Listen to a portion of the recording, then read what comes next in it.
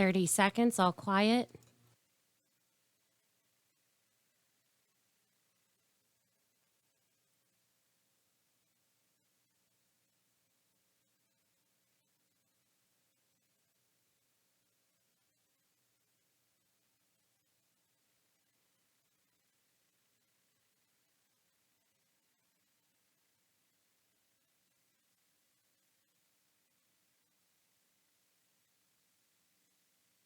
When the normal BS just won't do. Chaoticradio.com. Bitches ain't shit but hoes and tricks. Bitches ain't shit but hoes and tricks. Lick on these nuts and suck the dick. Get the fuck out after ya done. Then I hops in my bitch to make a quick run. Bitches ain't shit but hoes and tricks. Lick on these nuts and suck the dick. Get the fuck out after ya done. Then I hops in my bitch to make a quick run. I used to know a bitch named Merrick Wright. What's going on, everybody? This is Shay C on the Cannabis Couch. It's a fucking lovely Friday, isn't it? So today, I have some very good friends on the show today. So I have 420 is coming with Gabriel representing them, and I have Thrill LeBeau on the show today. Trill LeBeau, I'm sorry. Yes, I knew I fucked that up. I'm a little bit stoned. I've been fucking up the whole time he's been here, too. But, so thank you guys very much for coming on, bro. Very, very welcome. Mahalo for having a brother. Bless. Yes, man. Thank you guys. So 420 is coming. I've been trying to get you guys on for a minute now. Yeah. Because I love your little kits, and I think they're awesome, and I wanted everybody to know about them. So that's why I was like, I wanted you guys on the show. So yeah, thank you. Explain your company. Explain what 420 is coming is. 420 is coming is essentially a company that we just wanted to help people. And so we were at a festival called Kaboo a couple years back, and we noticed that everybody, they had all the materials to smoke with, but everybody was borrowing from one another. So they didn't have it all combined in one area. So my brother and I, we came back together after a long time of being apart. And I guess our brotherly synergistic value came together, and we thought, hey, you know what? We can come up with something that everybody could have everything all in one place. So we came up with a 420 survival kit. And that, of course, can be found at 420iscoming.com. And when you open this kit up, if you want me, I can explain that. Yes, please. If you open this kit up, essentially it's a book. And we have two different books. We have one called the 420 Chronicles, The Hidden Secrets Inside America's Most Prolific Herb, and then the New Standard English Dictionary. And what these are just books on the outside. They look like standard books, about 7 inches high and 4.5 inches wide. And when you open the cover, you find that there's a safe door on it. Now, that safe door is essential for a couple reasons. One, it protects your Fourth Amendment right of illegal search and seizures. You don't want to be, if you're pulled over, you do have rights, of course, and always respect the police. But you also have rights as a citizen of the United States of America.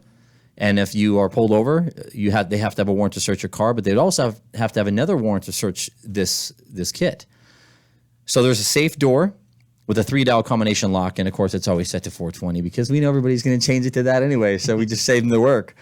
So when you open that up, the safe door up, we've given the consumer everything they need to survive 420. So we have a pipe, we have a grinder, 2 different containers for your loose leaf tobacco, of course.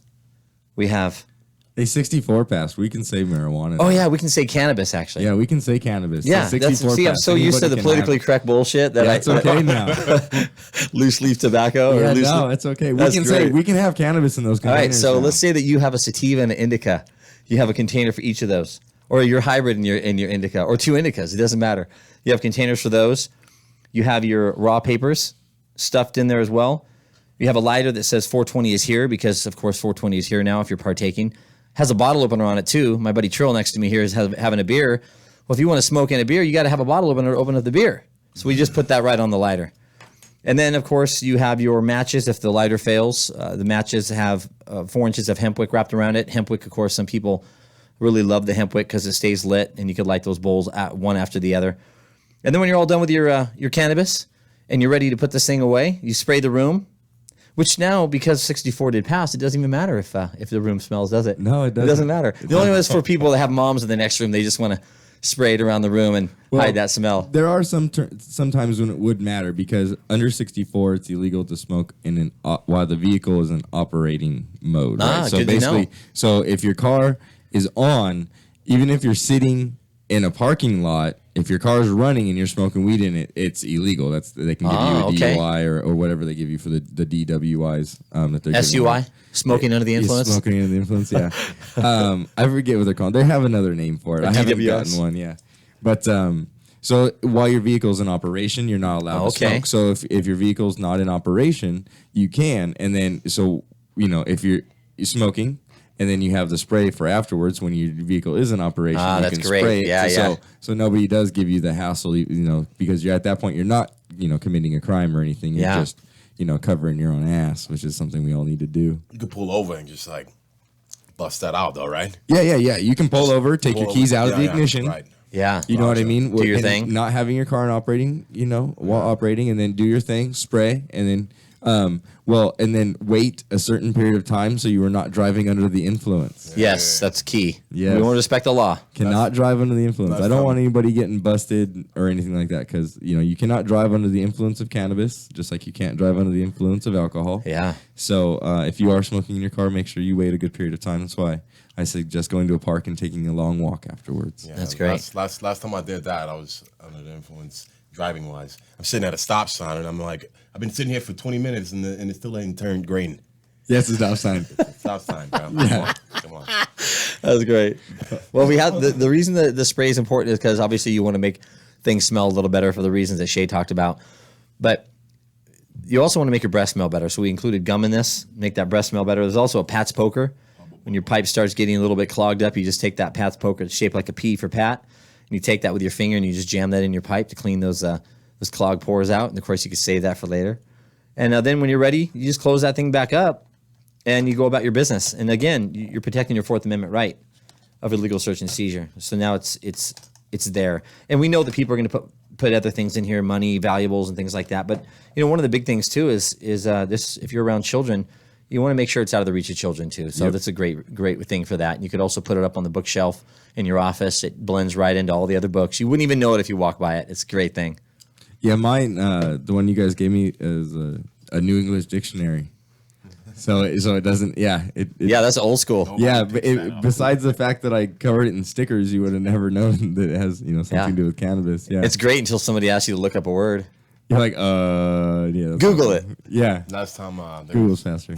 Yvette's friend, he busts his out and he really wanted to toke up. Well, he's out with his crew. He wasn't really trying to share at that point in time. So he busts his out. He's like, hey, do you guys have a moment for your time for our Lord and Savior? A few words from our Lord and Savior? They think he's about to bust out a Bible. They're all like, yeah, man, okay, man, you be good, man. I'm gonna holler at you.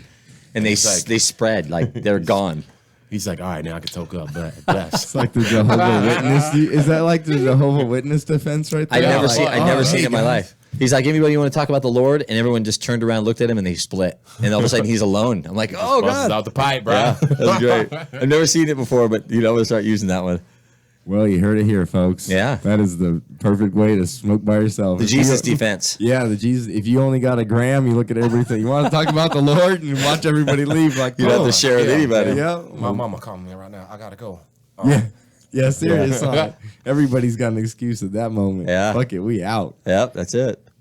Oh, fuck. Oh, excuse me. Your Damn. excuses got excuses at that point. Seriously, right? They're like, oh, shit, my leg hurts. I got to run. I have to go save some dolphins. Save some dolphins? Yes. The guy from Hawaii would say save some dolphins. Yeah. Oh, boy, let's get back to the island. Yeah, man. Oh, shit. All right, so this is an awesome product, honestly. I love appreciate it. it. I drive around with mine all the time, even though we do have 64 and whatnot, just because I don't like to get fucked with. And honestly, a cop realizes if you have it locked up and it's in the back of your car that you're not getting to it fast. And so they generally are just like, yeah, whatever, it's back there and it's in a lockbox. I really don't want to fuck around anyways. Yeah, it's more preventative. paperwork. It's preventative medicine. Just because you can doesn't mean you always have to. If you have an opportunity to lock it up and keep it away, it's better to just do that. And that way you're not going to get hassled. Sure, you have your rights and you're more likely going to get out of it, but it's better just to have it locked away and when you need it, you take it. You open it up. Yeah, my thing is too is not just preventative for law enforcement, but it's preventative for theft. Because if you have your fucking jar sitting out with your weed and your pipe sitting right there, somebody walks by, they can be like, oh, I know what's in there. But if you got a New English dictionary sitting on your fucking, Last thing you're going to open, they're dude. gonna be like, I don't want a fucking dictionary. What the fuck? And they're gonna keep on going. Yeah, they don't give a fuck. Yeah. Who the fuck carries around a dictionary? know. Yeah. I still old school. My mom asked me, I don't know a word. She says, go look up the dictionary. I just carry mine with me. Just has something a little different inside than when I was younger, you know? Yeah. Something a lot more appealing. Yeah, shit. I used to glue my dictionary pages together and then cut out the middle. Oh, that's great. Old school safe. Yeah. Dude, my mom's the one that taught me how to do it. Oh, nice. She was like, "This is how you hide shit." Look, oh hell Classic yeah, ma. Classic mom. Yeah. Yeah, that's what happens when you have a fucking crazy ass mom like I did. Oh shit, my mom was nuts, bro. She's all right. She's a little crazy though. No, all of our moms are crazy. That's good, though. Yeah. That's how we became crazy, though. We wonder how we got so crazy, and we just have to thank them. Oh, I'm normal compared to her and my That's dad. great. I have family looks at me and goes, "How the fuck you so normal?" I'm like, "I don't know." I was always the psychedelic sheep of the family. Really? Yeah, me too. Yeah, me too. Oh, fuck, the psychedelic sheep of the family. I like that one. That's a good way to put it. I was always called the nomad. My grandma said, "You never have the same number more than a month or the same address." I said, "I'd like to move around. I like to experience life and see things." And everybody else wants to stay put. We're not that kind. My brother's the same way. That's one of the reasons we came up with this, is we know that people are traveling and they're moving all over the place. And so why not have something you can carry with you, share with friends, and at some moment when you're ready to share it in abundance, you give it to somebody and you go get a new one. Because every time somebody opens it and sees it, they're thrilled. They've never seen anything like it. So, again, it's something that my brother and I came up with more so we could work together in a synergistic thing. And it's been a pleasure to do it. We've been to a lot of festivals, a lot of shows, and we've met a lot of great people. A lot of celebrities have even seen it, and it's just a great thing. So, yeah, we're really proud of it. I'm glad you like it.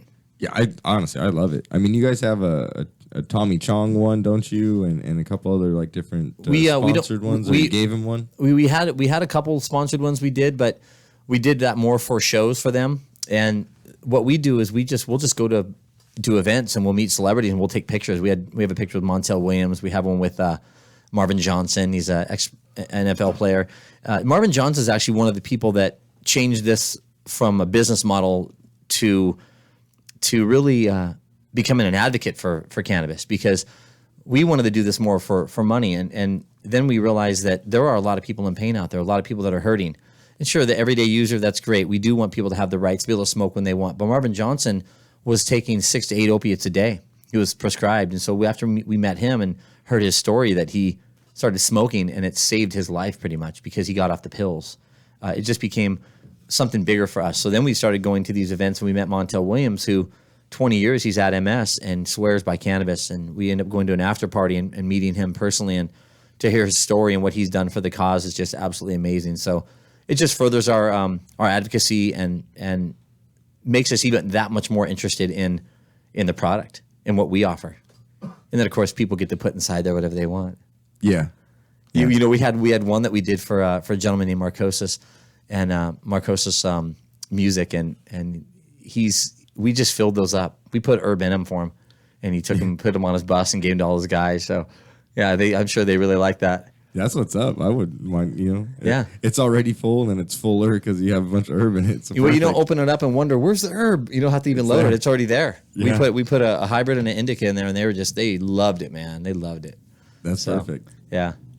That's totally perfect. Yeah, your guys' kits are amazing. I'm sure they've been a lifesaver for a number of people. Absolutely. Over the time. I remember when I first met you guys. You've always been real nice gentlemen. I you and appreciate your it. brother, and I loved your product right away. That's why I was like, dude, I love your guys' product. This is fucking amazing. And you guys hooked me up that day with one, and so Yeah. thank you very much. Appreciate it anytime. Yeah, I was at like a High Times or something about a year and a half or so. Yeah. That was a little while ago. Yeah. I think that was our second event we ever went to. Really? Yeah, just a lot of fun, man. A lot of great people out there that just so many great products, and we just wanted to be a part of something. And there's really a revolution, and a revolution that took place from again a synergistic value of people coming together and saying this has to happen. I didn't think I'd see it in my lifetime that we'd see cannabis legalized, and I'm so stoked to be sitting here knowing that it's legal in California. Yeah, it's dope, just right? Huge. You don't have to say tobacco leaf anymore. No, or loose leaf tobacco. Yeah, Yeah, you don't have to. You can go into a shop now and be like, I want to see that bong. Can I see that there loose leaf tobacco. Yeah, can I see that tobacco water pipe over that there? there thing Yeah, that it's ain't got ridiculous. not never had anything to do with the reefers. Yeah, never had. Sir, nothing. it's actually legal now, so we're good. And then, of course, starting Can I January, have some isn't reefers? it? Yeah, let's just take a 12 pack. So in January, isn't it to where you can go in and get it recreationally then? In January, they're going to start issuing licenses. And the license, let's say, procedures are going to start.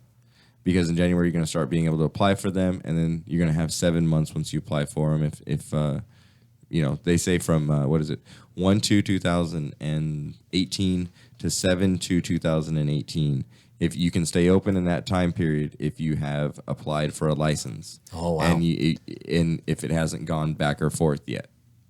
Okay. If they haven't said yes or no. So right now, like the ones that do have, oh, he's here. Engineer's here. What's up, Mike?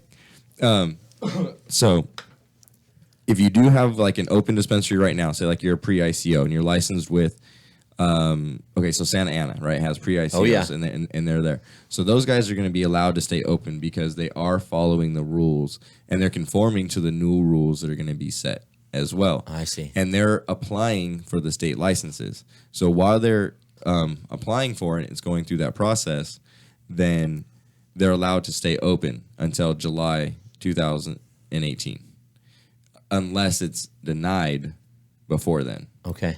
And if it's denied before then, of course, then they have to shut their doors. Or if it's then if they get one, then they're allowed to stay open and do their. So their thing. it's an all or nothing then? So if they're a dispensary right now for medicinal cannabis, then they're in the pre-ICO and they apply for the recreational. If they don't get the recreational, then they can't even do it for medical. No, they can't. Oh, I see. So it's an all or nothing. So you could walk into the same place and get recreational and medicinal. Yes. Oh, okay. But you gotta apply and They still have to be a licensed facility. Wow, that's going to change the game right there. Yeah. That means Yeah. a lot of these places that aren't up to par are gonna be shut. Yeah. It's great. And that's a great thing. Yeah, exactly. It is. It really is. That's a great thing. We want quality, man. There's a lot of good quality out there. That's also the opposite. I've seen a lot of in this business. You do learn a lot, and I've seen a lot of things that just. It's amazing that this goes into the hands of consumers, and they're smoking some of this stuff that just. It doesn't matter if it's grown in a garage, but it's just the style in which it's grown, and so I've seen some places that are so disgusting you would vomit if you saw it. Well, I have some bad news about that, unfortunately. Okay, so they are allowed to sell untested cannabis as right now, as in Prop 64. They're allowed to sell untested cannabis until December of 2018, as long as it is says that it is untested product, right? But now that they're finding out, and they just came out with this thing that said that they're not going to mandate cannabis testing until there are enough facilities to handle the influx of testing. I see. Because right now you only have a few places to do it. We have SC Labs; they were in here recently, and they're even realizing that they're having an influx now. Yeah. And so Just wait. Just wait, right? Yeah. Exactly. It's going to get even bigger because you're going to have one shop that's now going to be coming at you with 50, 60 samples. Yeah. All Every at month. once. It could be every week. Yeah. Because Yeah. they're having to test every batch that's coming in.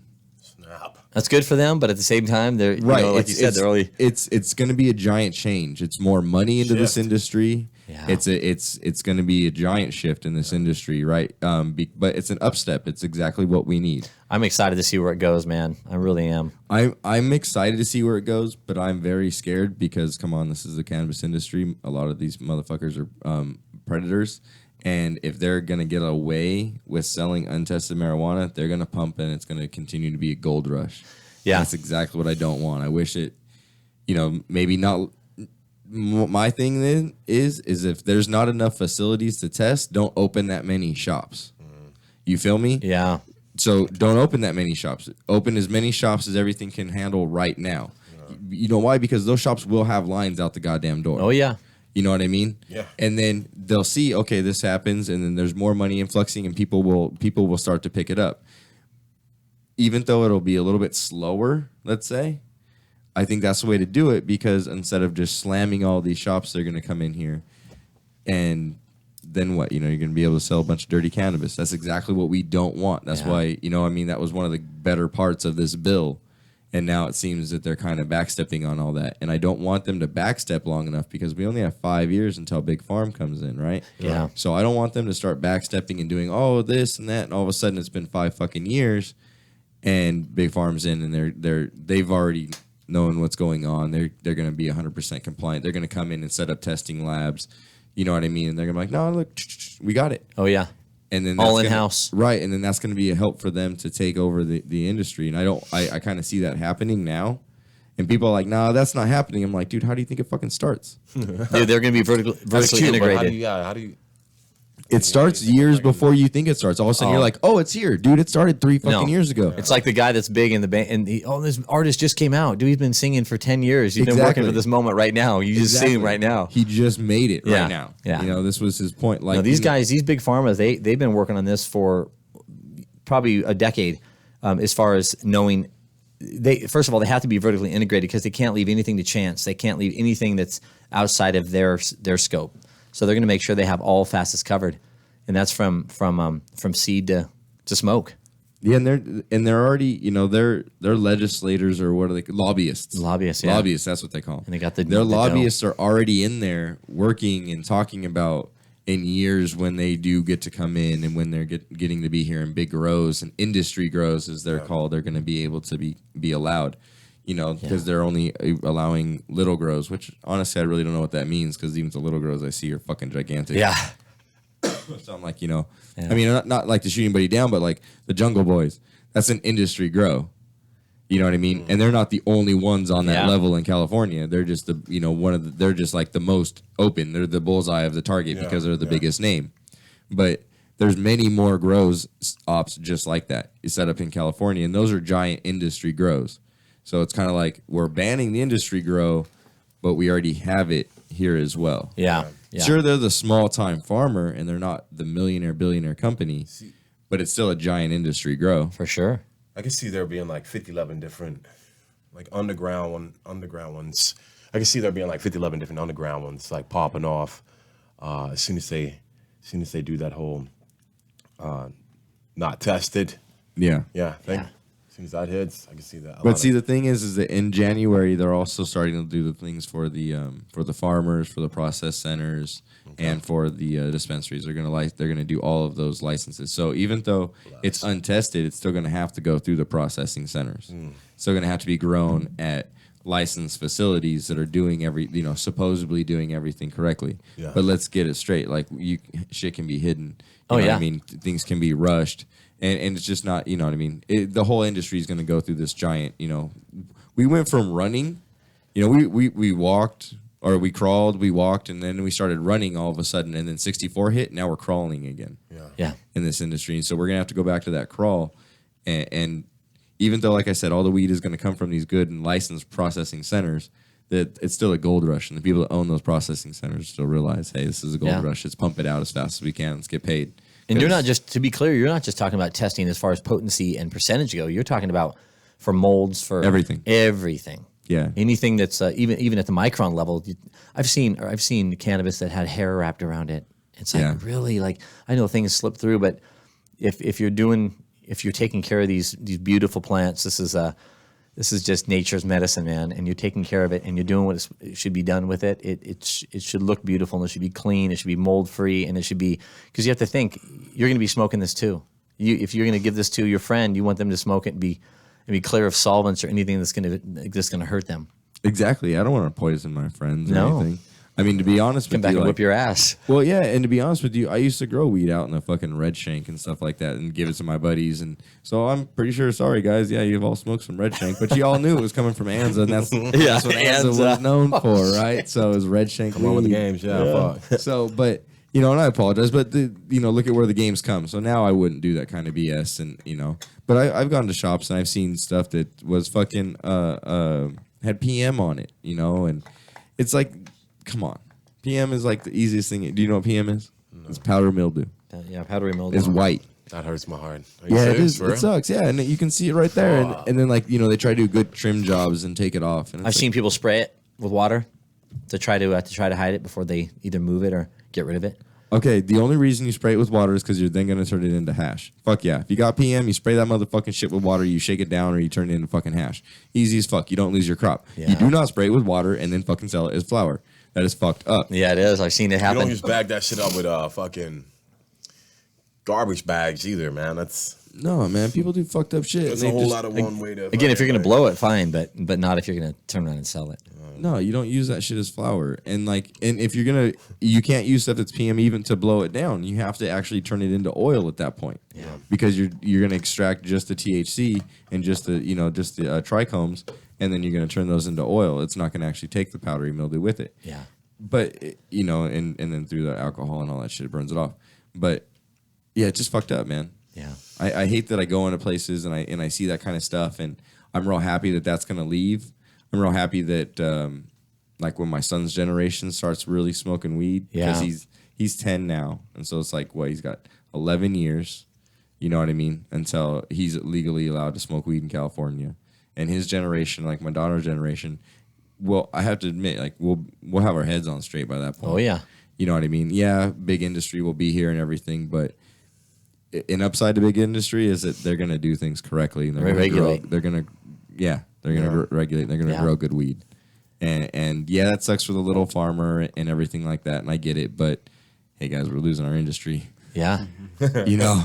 Yeah, and I've heard a lot of people too at all these places. They spin the idea that I'm here for the consumer and I'm here for the people and I'm only in this business for that reason. It's like, no, Bullshit. dude, you make a shitload of money and you're selling bullshit product to people that could potentially get poisoned by you. So you're not in for you could do half the amount. You can grow half the amount. I'd much rather grow and produce half the amount and know that I'm giving a good product, offering a good product to the consumer instead of having double the amount so I can have double the money. And everybody says that, but they're not doing it, man. And that's kind of why we went the direction we are, that big industry is going to have to come in and step up and slap people around and say, hey, look, this is the way we're doing it. This is setting the standard. If you want to play, then you got to step up and do the same thing we're doing.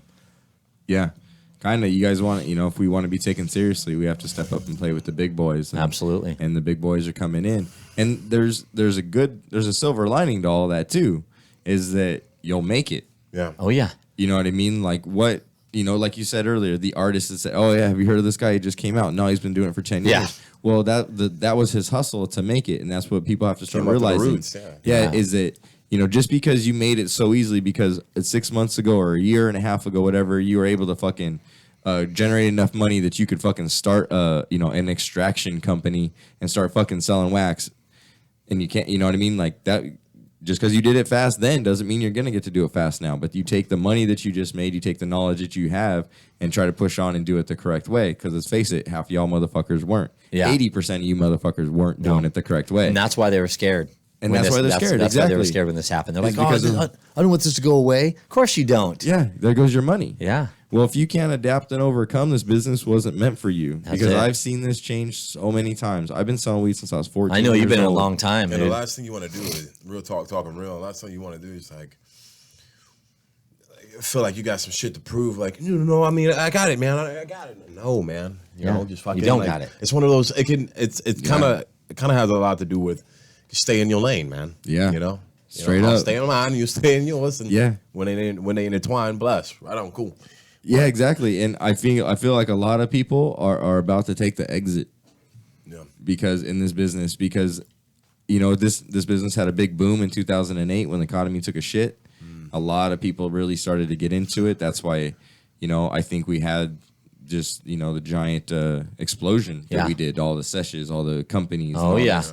Because a lot more people started growing weed. They found out that money was easy in the weed game. Well, what they didn't understand was money was easy then in the weed game, and that's constantly evolving and constantly changing.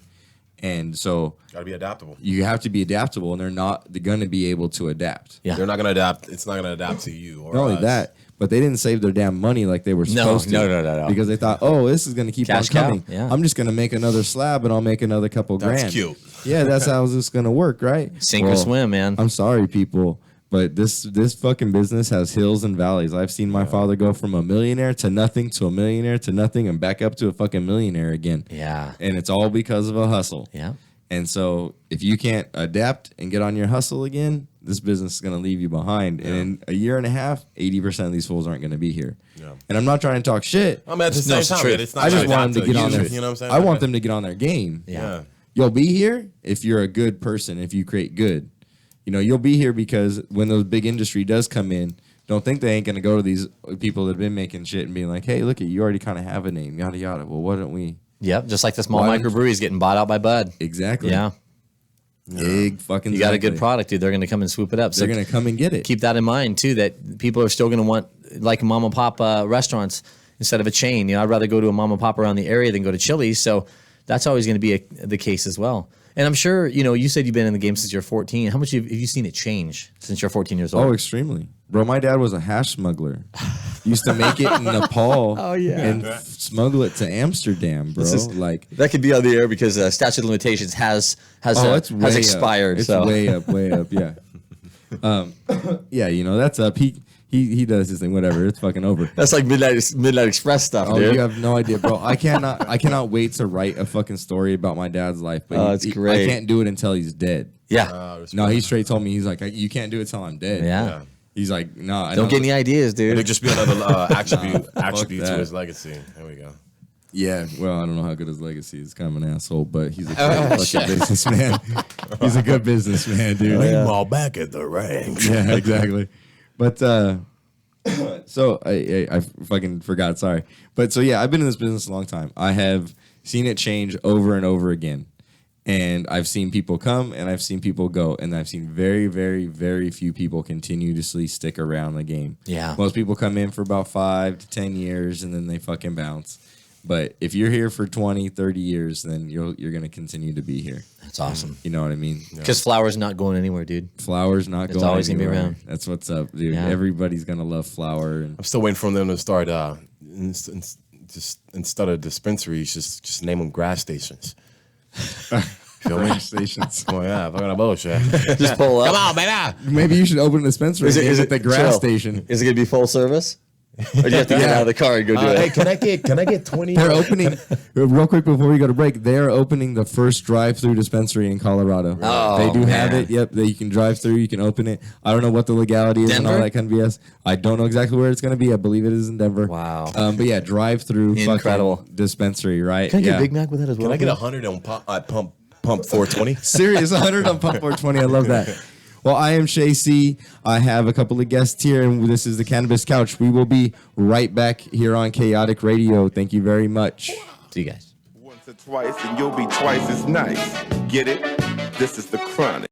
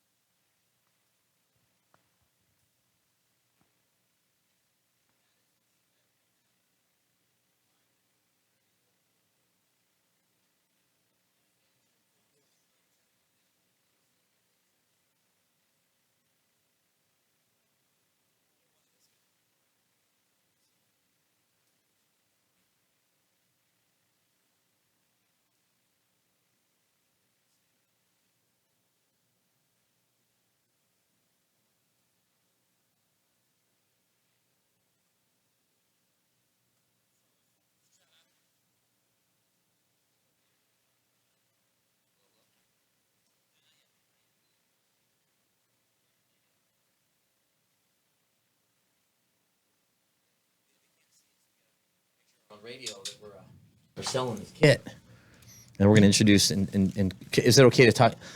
Mainly, he's going to be going on. He's played these giant festivals, dude. Yeah. Something that people could just dream of doing, and he's just a natural on stage. He would never say it because he's very humble, but not only am I uncomfortable, actually. yeah, maybe I'm so proud of this guy because he's just doing what I love to do and just perform for people and so. Well, and next time he's got one here in California, I told him he's better fucking. Oh, Coachella. Oh bro. yeah. Oh yeah, he will. Yeah, he we're will. going, bro. He will be at Coachella. He's sick. So Coachella next year, I'm going. Nah, I'm gonna hit you up and be like, hey, what's up, dude? Let's go with the guest list, baby. And I want him to do Kaboo. I want media passes. I want him to do Kaboo. As long as you plan, yeah. Oh no, fuck dude, that. this is getting played, bro. And Bless. and when I go on Wu-Tang Radio, believe me, I'm Bless. gonna Yes, sir. taking it with me. Shout outs, bro. Yeah, he's got some live tracks on there Yeah. too that are just. He performed at a. Celebrate you for celebrating. Was it Inland Empire celebrating, Live? You feel me? He did Inland Empire Live yesterday. Yeah, he performed on that. That was great. Dope. Yeah. Yeah, no, yeah, I'm gonna do this. I'm trying to get syndicated too to be played all over the U.S. on Dash Radio and shit too. Gotcha. You'll do it, dude. I got a lot of things coming. You'll do it. Oh no, yeah, I just wanted it to happen too fast. No, because you got to be ready. Yeah, no, exactly. Just like SC Labs, you got to be ready for the No, dude, influx. like,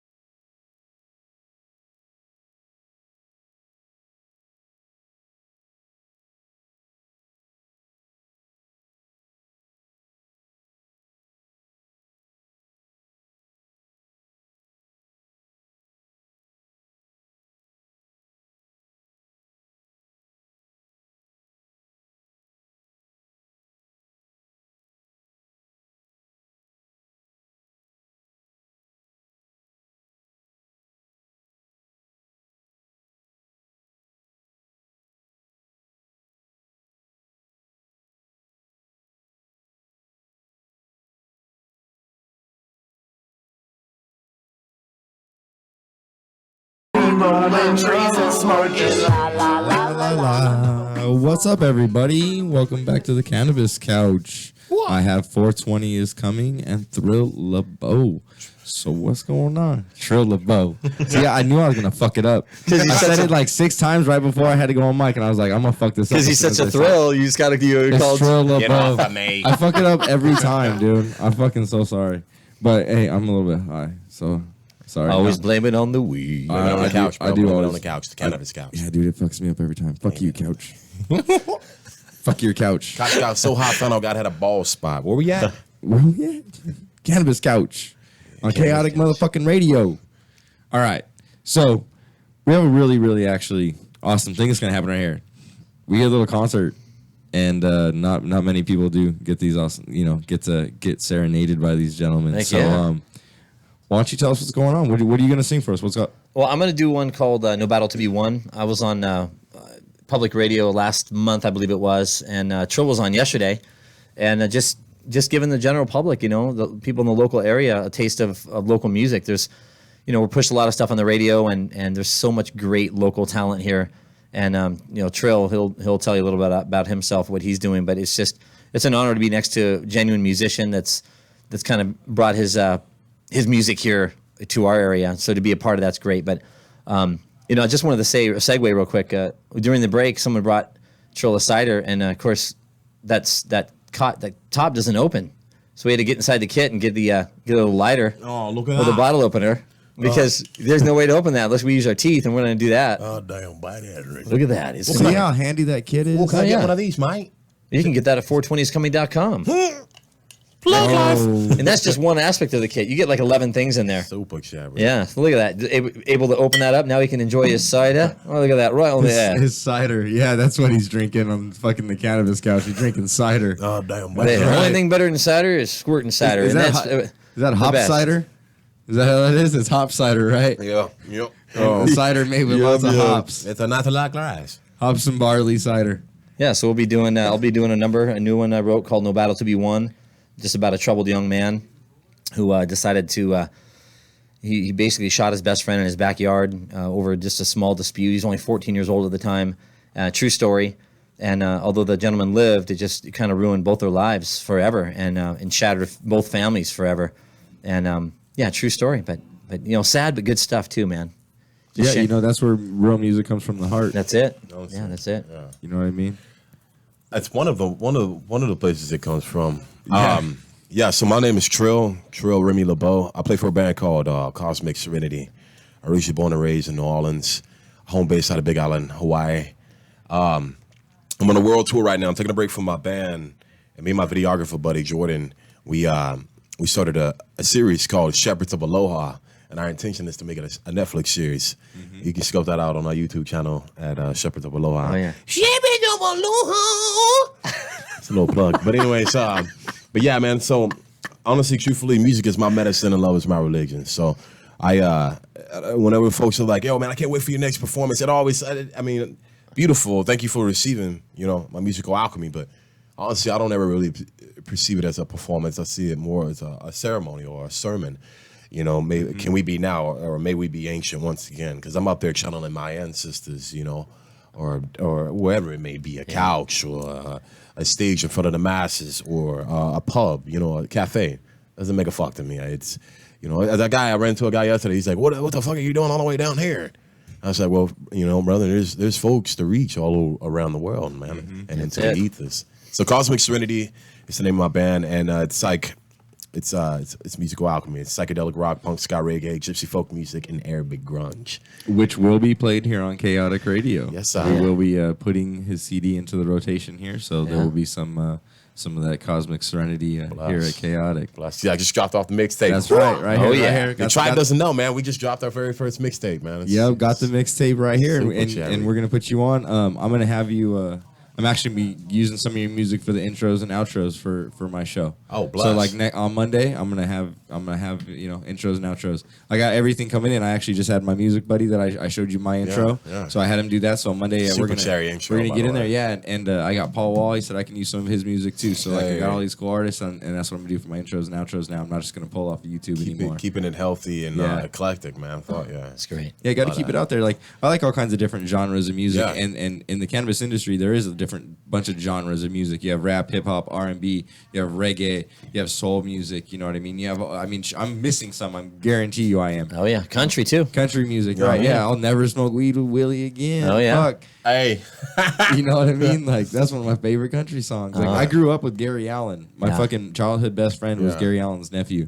And believe me, dude, like that fool likes to smoke some weed too. Sorry, I outed you, but everybody knows. Willie's that. he's my hero, man.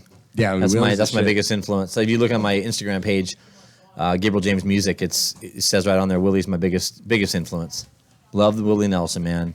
Yeah. And my influences are Willie, Merle, Waylon, George Jones, Glenn Campbell, Tanya Tucker, Kenny Rogers, Dolly Parton. Just it goes on and on and on. And that's where I get it from, man. I enjoy every bit of it. Always have. Classic though, man. I love all the country, but the classic's best. a couple of quick shout outs. So just go. A shout out to my soul brother and mentor, Drew Missick from New Rep and Healing Records. My little brother, Jolly Dub, got Jolly Records. Soul sister, Kelly Love from One Tribe Movement. And my ma, hello, ma. Her name is Marie Yancey, and my older brother, Brett Yancey. Yes, thank you, sir. And my big brother Patrick could be here, so I want to say hi to him. My big brother Patrick, he's man in the fort down in San Diego right now. Yeah, what's taking up, care of Patrick? business. Aloha to all the family back he's home in Hawaii. Yeah. Amazing individual right there, man. Yeah, Patrick, man, he's a good dude. Yeah. Like I said, I met both you guys about a year and a half ago, Yeah. and you both are fucking awesome individuals. He's the glue that keeps this thing together. I'll tell you that. That's what's up. That's what's Yeah. up.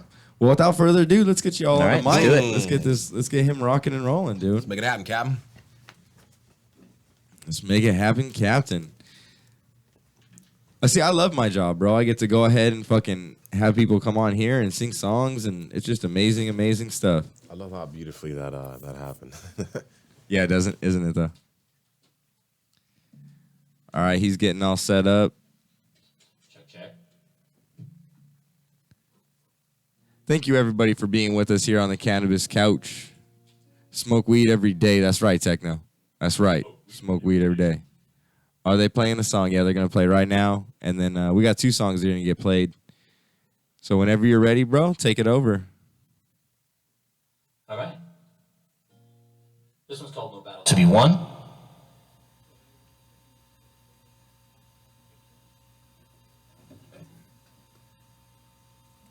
He's still setting up. Don't leave. Better? Yeah, better. A little bit loud. Gotcha. Better there? All right, no battle to be won.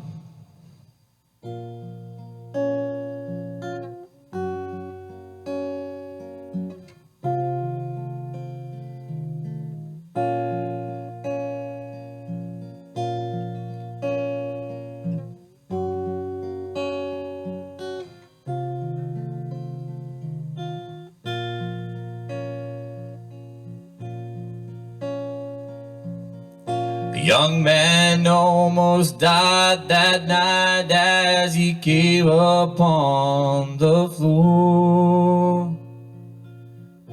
Blood was dripping everywhere as he came in through the door.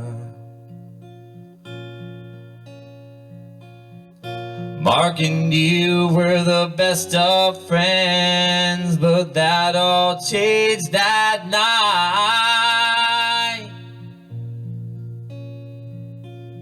He used a gun, his only way out, and it started with a little fight. Started with a little fight. What was the young man thinking? Friends are weird. He pulled the trigger late that night, oh, without a care. He did his time 2 whole years, but the damage was already done. He may have won the fight that day, but there's no battle to be won. There's no battle to be won.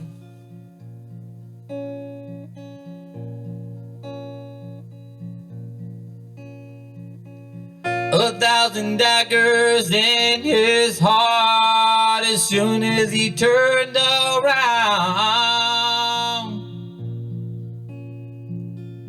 He saw the boy bloody as hell, knee crumble to the ground.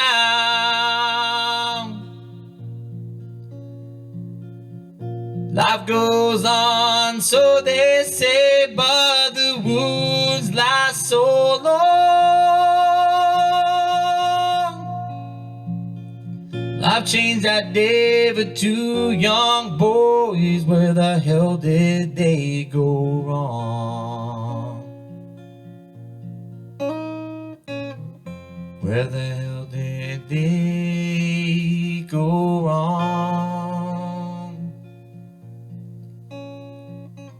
He did his time 2 whole years, but the damage was already done.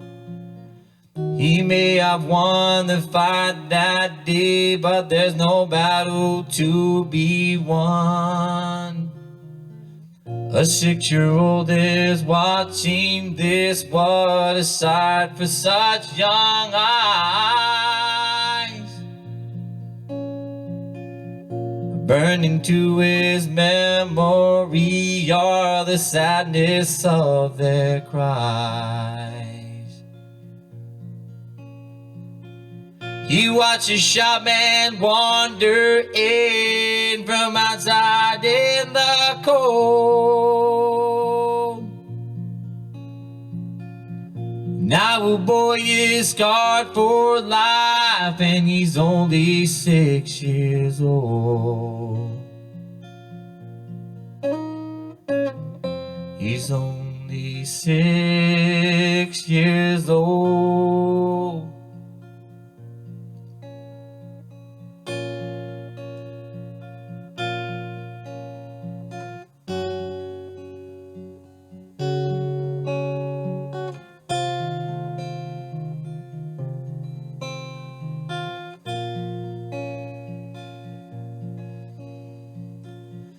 Life goes on, so they say, but the wounds last so long.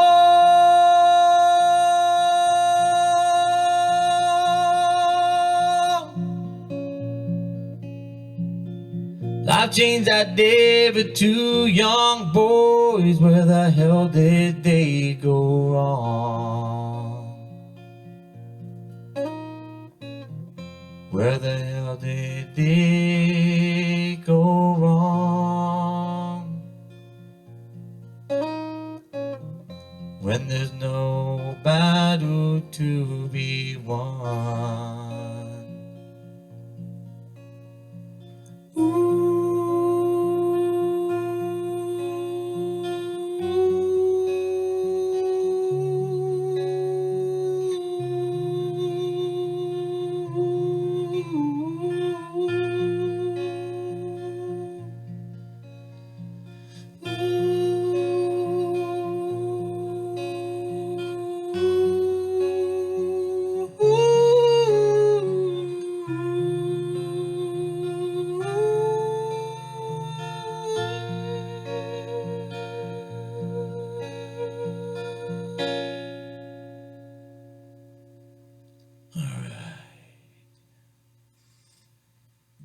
Well, thank you very, very much for that. Just Thank you. thank you. Man, That's the newest one, No Battle to Be Won. that is just awesome right there. Thank you. That was a great performance. Thank you Thank very you. much. Appreciate it. I love my job. I can say that. No, thank you. This is awesome.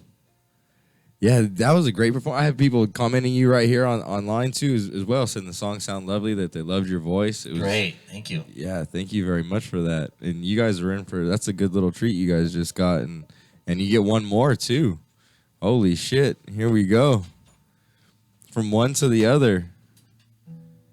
Now, ladies and gentlemen, this man will be at Coachella next year, and you get to hear him right now for free. I mean, come on. This is not a bad thing.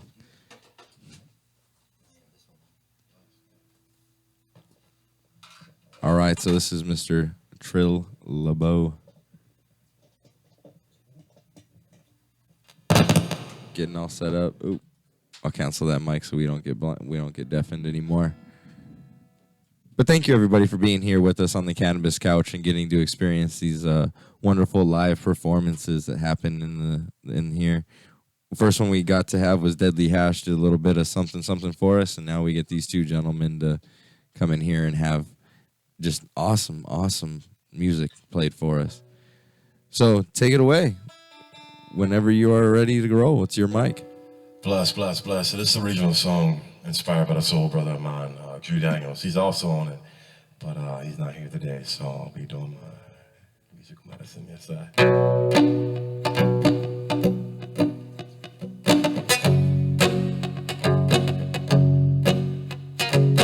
original song called We Can Do Better. I woke up on the down day, fell right side up on my knees and started to pray, giving thanks for a new day. I woke up on the down day, fell right side up on my knees and started to pray, giving thanks for a new day. I woke up on the down day, fell right side up on my knees and started to pray, giving thanks for a new day. Don't let the way you've been raised be the reason that you fall. Don't let the way you've been raised be the reason that you fall. Don't let the way you've been raised be the reason that you fall. Don't let the way you've been raised be the reason that you fall. I'm the kind of man that folks don't understand. So the people got a second chance in my life. It's alright that somebody fall from good to the this way. I swear, Mata see the same about you today. See the python, and the python to play. I saw sun in my eyes, I was blind. We can do better. We can do better. Yes, I what do we do? Try it. We can do better. We can do better.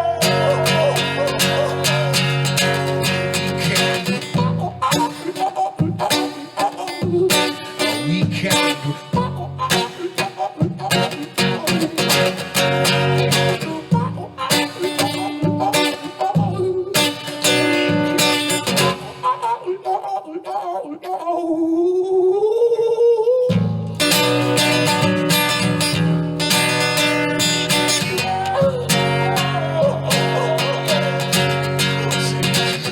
at home, money, but how much you did my pig? You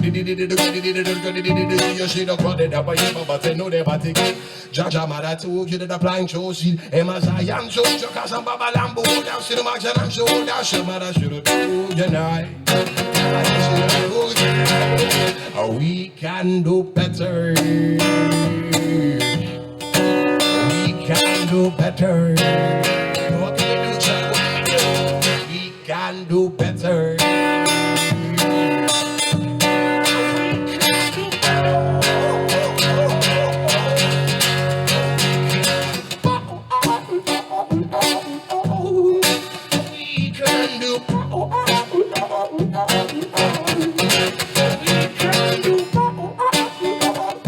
That you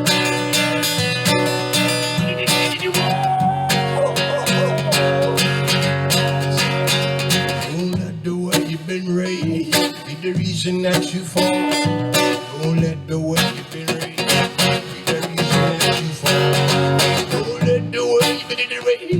be the reason that you fall. Don't let the way you've been raised be the reason that you fall. We can do better. Bless. Yes, sir. Well, fucking A, thank you very much. Wow. I just love having my fucking job. This is amazing. Thank you guys very much. That was amazing, bro. You are a true showman. Like, you don't give a fuck where you are. I bet you're in the booth just dancing around like a motherfucker. Like, you are a true showman. That is awesome. I'm just in a spiritual trance, man.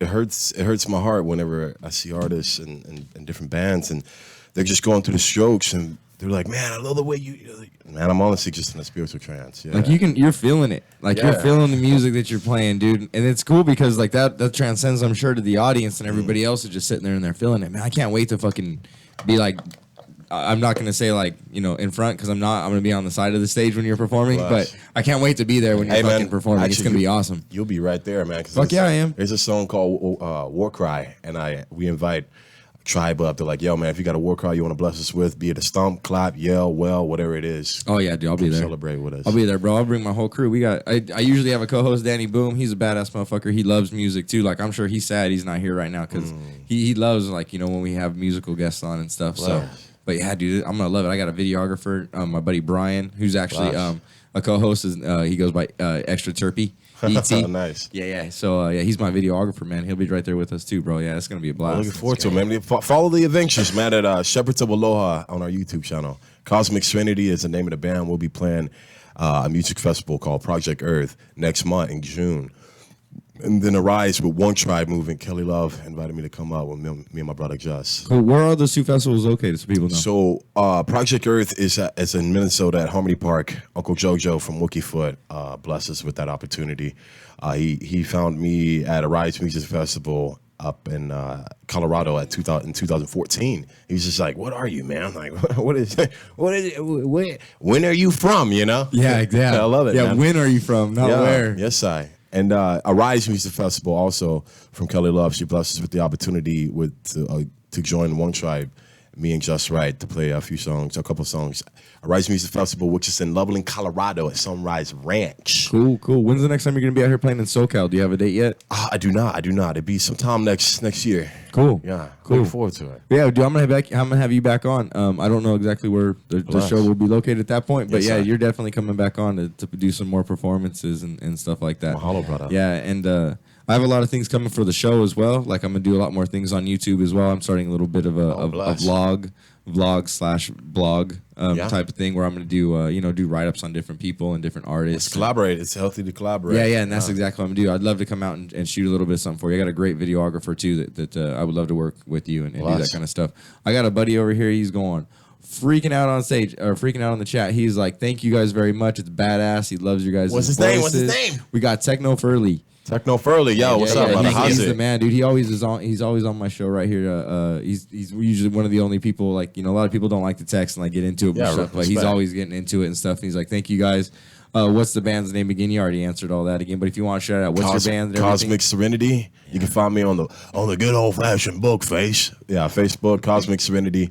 Follow my travels, me and Jordan Irvin Vonowich, at Shepherds of Aloha YouTube. Follow this magnificent artist over here as well, Gabriel James at Gabriel James Music. Yeah, YouTube Music by Gabriel James, and Instagram Gabriel James Music, and Facebook as well. You know what else is coming?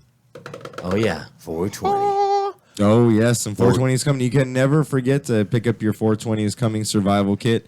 It is basically the best thing for a stoner. It has everything in there you need, and it prevents your mom and the police and, well, your Snoopy ass wife, because everybody knows that we have those, from getting in your shit. Yeah, fuck, man. It's some real shit. And me, I say my mom, because my mom used to steal my weed, so I would have loved to have that. Opposite, right? Yeah, I've been like, fuck off. Now you're locked out. I would have gone back. I've buying like 5 or 6 of those things from you because you're fucking breaking them from me. In front of my friends, ma. We used to say 420 is coming twice a day, every day on 420 all day long, but now 420 is really just a statement. It's like a verb. Hey, we're gonna go 420.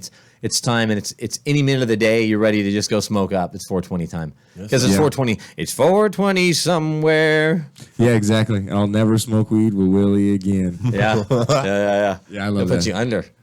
Oh, he will. I once read somewhere that he ran into a burning house to get his guitar and a pound of weed. Gotta know what's important in life. And that guitar's name is Trigger, and it still has it's the one he plays right now. It has a hole in it. Yeah. It still sounds great. I'm not sure people know, but he's 84 years old. He's still performing, and he's phenomenal. He's like a time traveling vampire, dude. See what smoking weed does? Yeah, exactly. It preserves him. Last year I was in July. I was in Mexico for my brother's birthday, and he's trying to teach me how to surf, and it's just been wrecking my shoulder. So I went and got this little massage, and I saw this drawing on the wall of Willie Nelson. It was actually a pencil sketch, the most beautiful thing ever. And I go, I got to have that. It had a price tag on it. And the next day I put my shoes on, and my brother says, "Why are you putting your shoes on, dude? We're those flip-flops. It's Mexico." And I go, because I want to trade these shoes for that drawing on the wall. And so I went into the guy, and I said, "Hey, what size shoe do you wear?" He says, "I wear size 12. I go, "These shoes for that drawing on the wall." And he started laughing. And then he left for an hour. But I waited for him, and I took my shoes off, and I put him next to me on the couch and took my socks off, put him in the shoes. My brother's like, "What are you doing?" I go, I'm going to own that drawing." "No way, dude." I go, "Yeah, I am." So about an hour later, my brother gets ready to get up and leave because he's been an hour, we're just waiting. And so right then he sees the guy come back and get dropped off. He's on a break, I guess. And he rolls in, and the secretary says, "He's still here." And he rolls in through the little curtains. He goes, "You're still here?" I said, "I'm telling you, that drawing belongs to me. Willie's my hero. He's been my hero since I was a child. All the great classics, and all the people that have followed him." And he said, "What am I going to tell Gil?" And this thing was drawn in 1988 by a guy named Gil Ortega. And I said, "You tell Gil that drawing's been on the wall almost 30 years, and it needs to go home with me. And if it doesn't, it's going to be here another 30 years. So he took it off the wall, and I traded my Puma shoes for this drawing, and I walked back to La Fonda, to the campground, and I wrote a song called "Willie's Hanging With Me," and you can see that on the YouTube page too. Willie's hanging with me, because he is right above my bed right now. Also, and it's the best story too, because you couldn't have done that without no, man. That's what makes a story. I'm also playing another music festival. It's called Mystic Rising in Oregon. Okay. In August. Yeah. We're in Oregon. Oregon. We'll put you on spot. It's a big state. I know.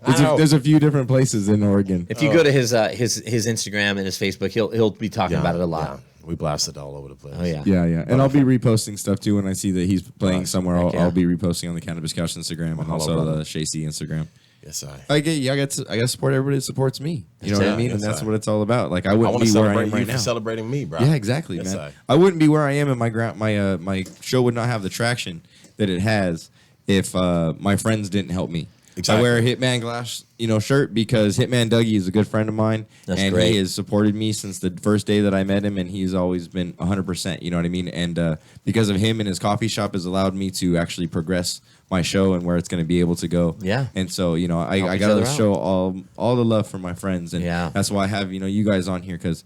You're my homies, and you guys have a fucking wonderful product, and I want to get it out there. So that's what I feel. It's all about love in this industry, and especially because I do feel we're gonna lose it, a little bit, and Yeah. that's a shame. The big pharma when they come in, but But because of people like you sitting here talking about this, taking your time out of your day and away from your family, take a couple hours to sit and talk and educate people about cannabis. You could be doing 5 million other things right now, dude, and you're doing this right now. Yeah. So that's huge. So we give it up to you as well. We're here to Thank teach you. and be taught, man. I love it. Here Yeah. as an example, as Chris Berry would say. thank you very much. Yeah. Yeah, I try. I have a fun job. I definitely don't hate it. So Yeah, no, it's great. It's very fun. We have a break to do right now here on the Cannabis Couch. I'm brought to you by Cheapest Hydro, and we are on Kaotic Radio. We will be right back to discuss a little bit more about cannabis and just to love motherfucking life. Love life. And Good Friday. Niggas, drug dealers, yeah, they giving it up. Low life, yo life, boy, we live.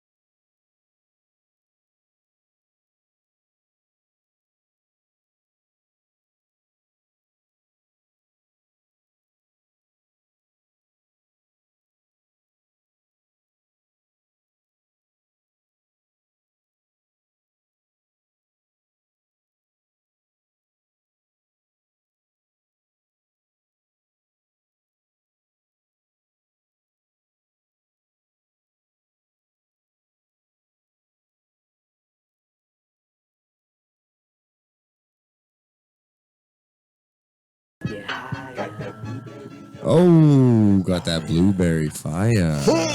Baby fire. You gotta have that good blueberry. I love good blueberry strains. Or actually, they fucking taste amazing. Huh? Do that. Every rock. Zach, dude, he does a really good beatbox. Wow, bro. When you were doing that earlier, I was Okay, like, what the beatbox. fuck? Like, The I white looked up guy? at him like, did you just play a beat? And it was fucking you. Yeah. What in the actual fuck was that? See, look at that shit. Yeah, we have a lot of sound effects. Holy fuck. No cricket. He's like that guy from Police Academy. I bartended for 18 years. Then you get rid of people, you go. It's like the crickets, you know. Okay, time to get out. It's a British pub. It's last call. Literally, get off of Get me. off. Get out. Dutchie fucking loves you.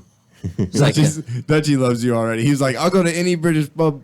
oh yeah. He will, dude. He's a British. Yeah, he just taught me a lot. He motherfucker. taught me what a real snake bite is. I'm like, wow, damn, I knew what it was, cider or lager, but he said the beer, the lager has to be over 5.5%, and when you mix it with the cider, it clouds up. And he said they don't even serve them in England because the two together, I guess the alchemy, it just makes you sick. It like makes you crazy, like you want to fight all the time. I'm like, well, that's like half the people that come in the pub that drink too much. So You Dude, I'm coming down to your Snake pub bite. and you got to make me a real snake bite.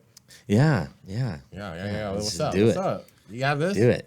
No, I want a real snake bite now. Got a PhD mixology? Yeah, What's up? mixologist. Because I don't fight anymore. Like I got too no, old for we don't that do shit. that. Yeah, man, me No, too, we don't do bro. that. We want to Honestly. love now. It ain't me anymore. Well, not only that, but that's why I put tattoos on my hands because I'm like, if I punch you, it just costs me money.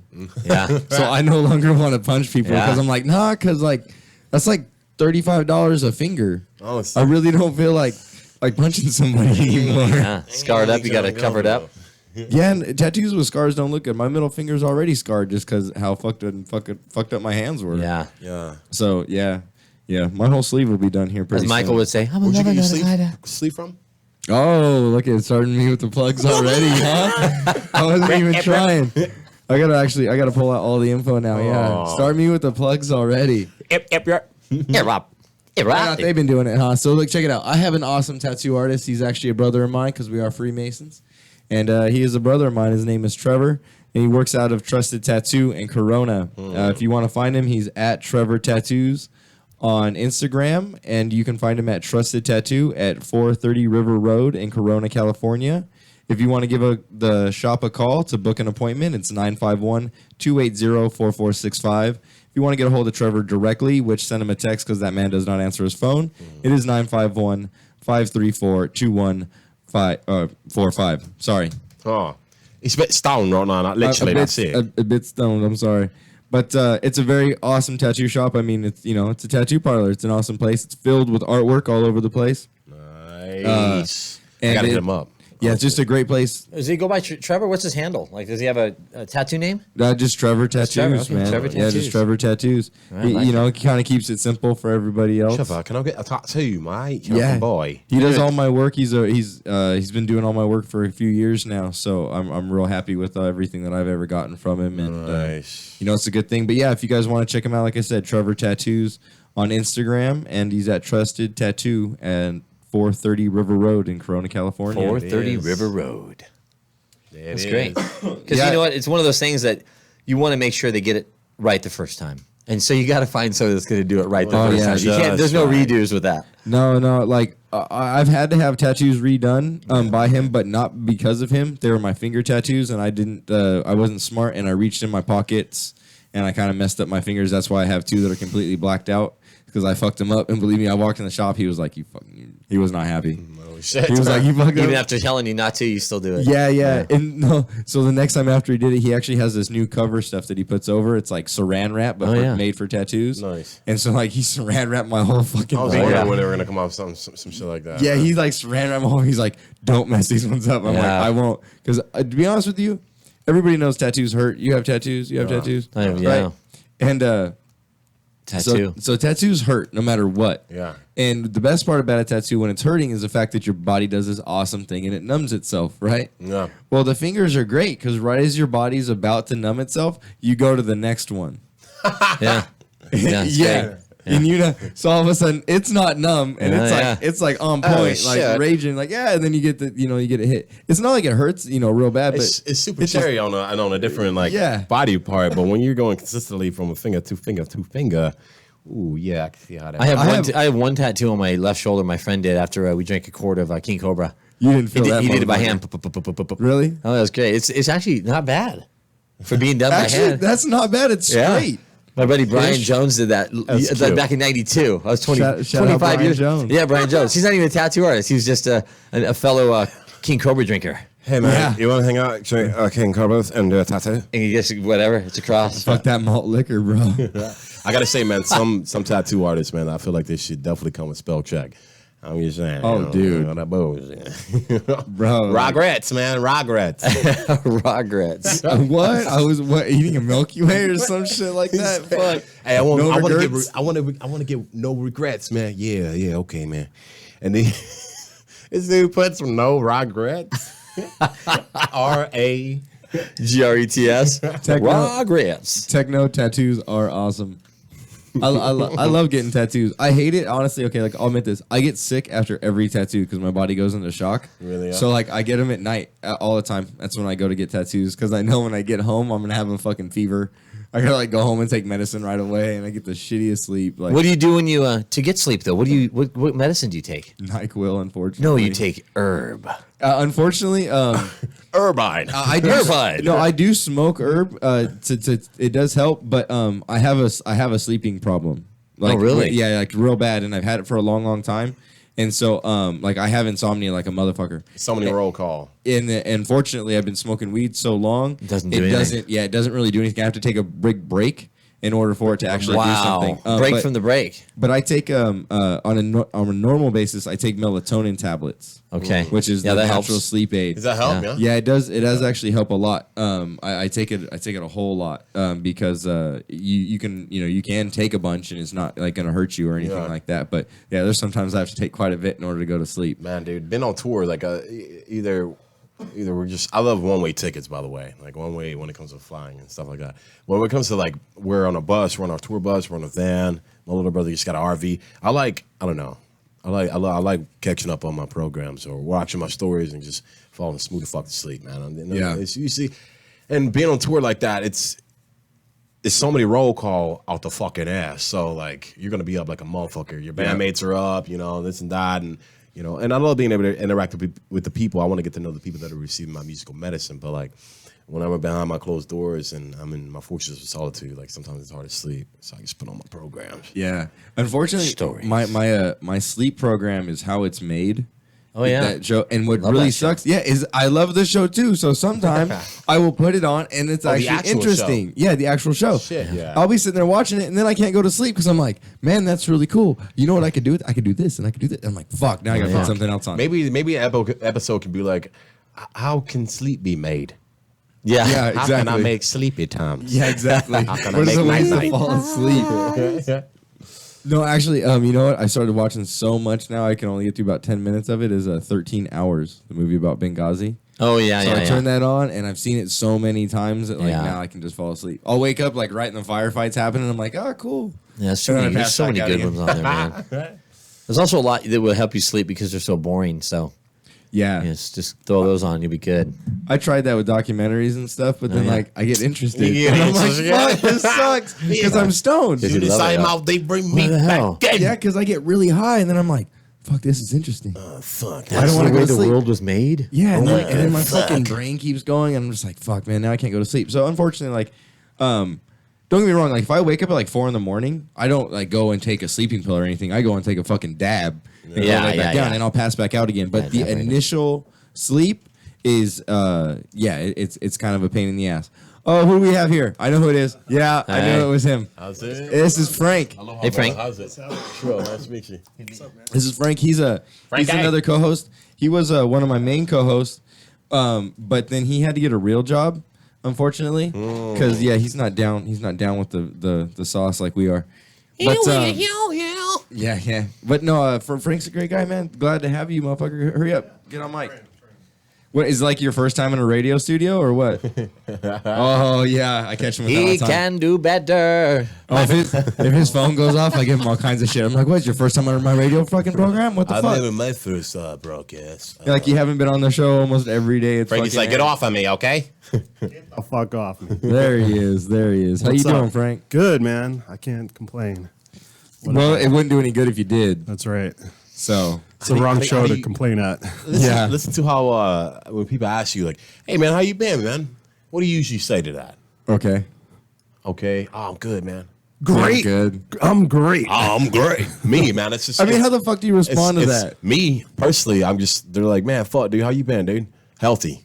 Yeah, there you go. Oh shit. Okay. I can answer stoned. How you been? yeah. Stoned. Yeah. Or just All like, the time. man, what you been up to, dude? How you been? Smoking weed? You can say at your Ancient. mom's house or something like that. It just doesn't work too well though sometimes. No, your Say mom's it not at your right. mom's, it just doesn't. It Not catch, for catch everybody. people smooth the fuck off guard, other than the primary fucking like bullshit ass cliche answers. Like, I'm gonna "Oh, start been good. fucking with You been people. good? You been just You know, okay? hot and sweaty. Yeah.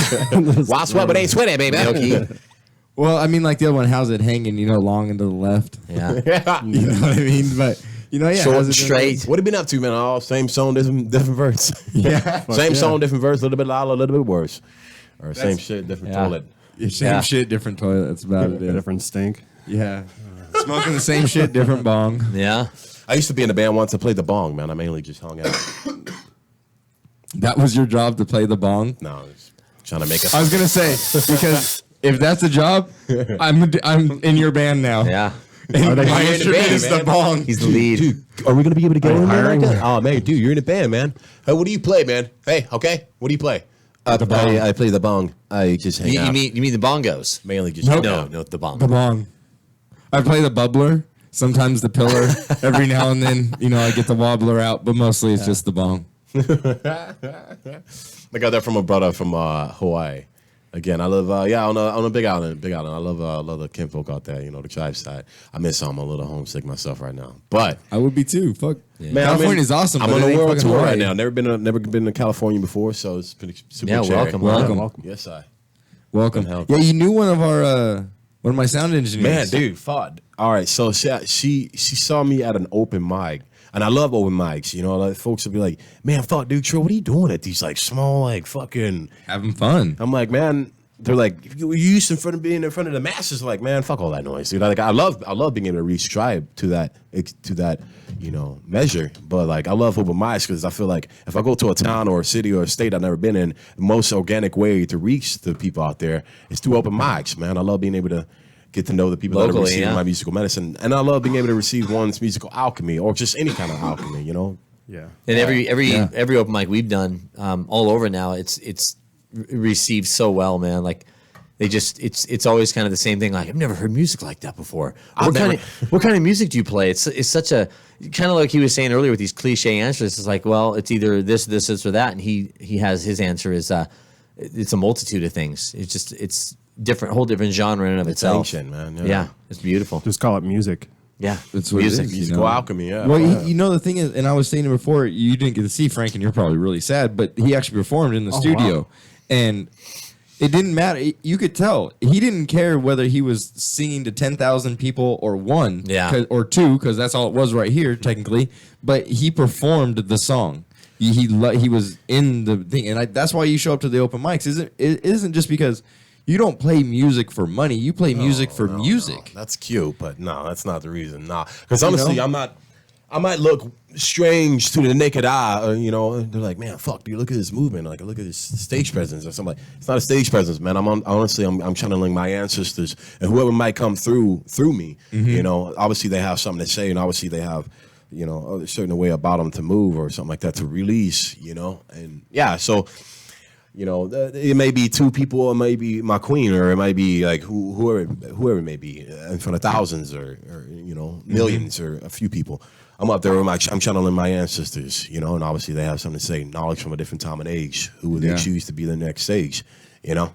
Yeah, people don't get that, but it's if you listen to him over and over again, it's different. But I love that. What you just said. People don't get that. My old man, He passed away when he was 87 years old when I was 14. So he'd be like 98 right now if he was still alive. Yeah. He used to always tell me all these wild, these wild things. We born and raised in New Orleans in the swamps. Kids were out, we'd be either hunting, gator, swamp rat, possum belly, and stuff like that. And me and my little brother would always sit. My little brother would sit on Pappy's lap. I sit between his legs. He's on the back porch with all these old folks, and they're all bestowing knowledge from a different time and age and era, swapping stories, playing back porch blues. I would be, sometimes I'd be like, huh? And he'd be like, Trill, son, if you don't get it, you ain't meant to have it yet. Yeah. That's right. Deep. So when you say That's it. That's get true. I'm like, well, obviously they ain't meant to have it yet, Yeah. There's a saying where I come from that says if you didn't hear, you didn't have enough ears for the conversation. Yeah. It's great. That was my father. Like, I could have a conversation with my dad in front of people and talk about something that you wouldn't have no idea. And people, if you didn't have enough ears for the conversation, you weren't meant to hear Yeah. it. You know what I mean? And there's times, because I was raised that way, but I listen to people talk sometimes and I'll look over and smile like, yeah, I know what y'all motherfuckers are talking about. Because I hear it. Yeah. And I love being able to activate one's curiosity. I walk into a room or I walk through a store, I'm in my personal life, outside of my music career. Anywhere. I've always refused to stand in a straight line of society. Folks are like, look at this motherfucker. Who the fuck are you supposed to be? Certain people are like, man, you're my fucking hero, dude, for exactly what you. Yeah, I've always wanted to express myself in so much of that way. I've never been able to. Well, man, be yourself and embrace who you are. You're enough. Mm-hmm. You're enough, yeah. That's the thing. Like, people say you got to be normal. Well, what is normal? Normal is conforming. Normal is not being yourself. Normal's a box. Fuck a box. Exactly. Like, normal is everybody in the morning getting up doing the same shit they hate doing. Sad. Man. Don't be a fucking robot, man. That's why I think that's why this radio station started. That's why Cannabis Couch is where it's at right now. I love that. Nomadic, dude. I always line. believe in being a nomad or a gypsy, just because if you are in that box, you're stuck and you're never gonna go and experience life. And I mean, shit, life goes so fast, man. Think about the last 10 years of your life, how fast it went. Dude, 2 months. Yeah. Like I was telling you guys before, the show started on fucking April 3rd. Yeah, I was like, well, you know what I mean? What? And it's like, like I have a big momentum already behind me. Can you imagine next April where I'm going to be? Oh, dude. Man, Incredible. Like that, where I'll be? I'll be fucking it'll be right after Coachella. I'll be talking to this motherfucker again. You guys will be doing it mobile, too. Mean? You'll be doing it mobile because this needs to be everywhere, man. Oh, bro, you have no idea. What I want to do, honestly, is I want to get an E350 van and then get a conversion van and have the E350 van be the fucking engineering station. Engineering, yeah. So everything goes there, right? And so I used to work for an RV manufacturer, so I know about how to, do all the quick conversions, disconnects and stuff like that. Not just that, but how to actually wire it so I can quick disconnect both vans to each other. Like interchange them? Yeah, no. Like I can have all the wires, have both vans completely set up. Oh wow! And all I have to do is plug one van into another. Oh, I see. And then everything to receive everything, and everything goes through. I don't have to go and string all the mics. I'll have all the mics hooked up, and everything will be on quick disconnects. I might have 6 or 7 of them coming down the van, but everything's going to be right there. Like, oh yeah, dude, I already have it planned out. Like, it's going to be sick. Yeah. We're going to have literally a mobile Cannabis Couch studio that's going to roll around. That's what I see. Fully wrapped in Cannabis Couch. I already envisioned it. Yeah, we're going That's to have a couch, bro. So next time, Coachella, I want to be able to roll up right there and bring you and the whole band right in there and have the cameras, everything all set up. And then we're beautiful just doing couch. We're just doing it, bro. Oh, yeah. That sounds like a healthy activation. Or you put the couch on top of the RV and you just have that view, Yeah, that gets a little bit liable. We're all stoners. Oh yeah, I'm thinking that's have railings now. Yeah, you gotta walk way up. And not only that, but it's got 3 foot. And then fucking, I got to deal with the ADA. Got to have a ramp. I'm not even dealing with that. You know what I mean? Like now, I'm just a van. Yeah, I can imagine a van and a man. I can imagine the intro of that footage-wise. Like, dude, who the fuck is that on the couch? Man, found him there. He's stoned as hell. Well, put him on air, man. Put him on air. That's what I'm going to do. Don't think I'm not, bro. Like, how that motherfucker passed on the couch? Well, he's like the guy in Half-Baked. He'll just wake up on the air? Yeah, he's a stoned guy on the couch, like in Half-Baked. Wake him up like, hey, hit this. Is it good? All right, hey, he said it's good.